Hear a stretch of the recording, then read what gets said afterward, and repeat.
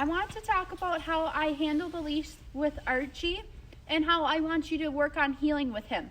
So when I heel with him, you never see me holding the leash tense. Because if I have the leash tense, it takes away my opportunity to give him the correction with the training collar.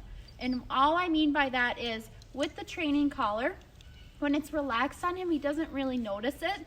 But when I give a quick bop and release, that's gonna give him the correction that I'm looking for with the training collar. So when I do give him the bop, I'm also either saying no, or I'm giving him the command that I want him to do. So this is a great way to show him where I want him to be with me. As soon as he gets out in front of me, I give him the bop and I say, Archie, heel. So this is how we go. I keep the leash in my right hand, the extra loop, and then the slack on my left, and you can see how the metal part of the leash kind of loops down towards his body when we're moving together. Archie, heel. Good boy.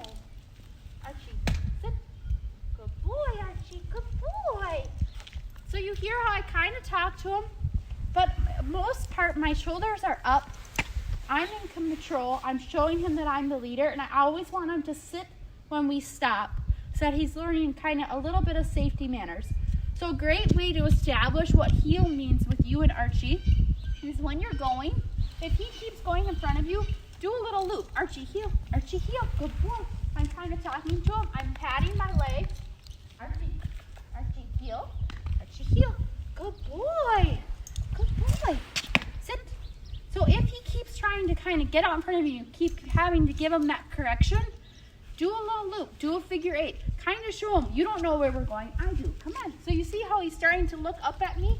Because he's starting to learn, I go where you go and you're my leader, which is what I love to see. So another technique that we do is I actually loop the leash behind my back, put the excess in my right hand again, and on my left, just nice and relaxed.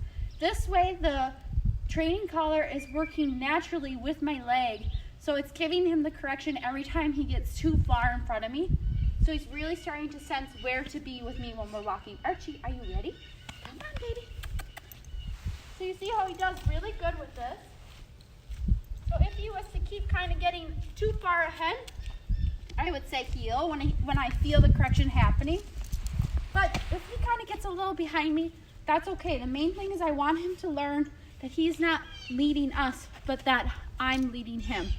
So when you're stopping with him and he doesn't sit right away, try little things like bring your foot over and just touch his butt and be like, Archie, sit.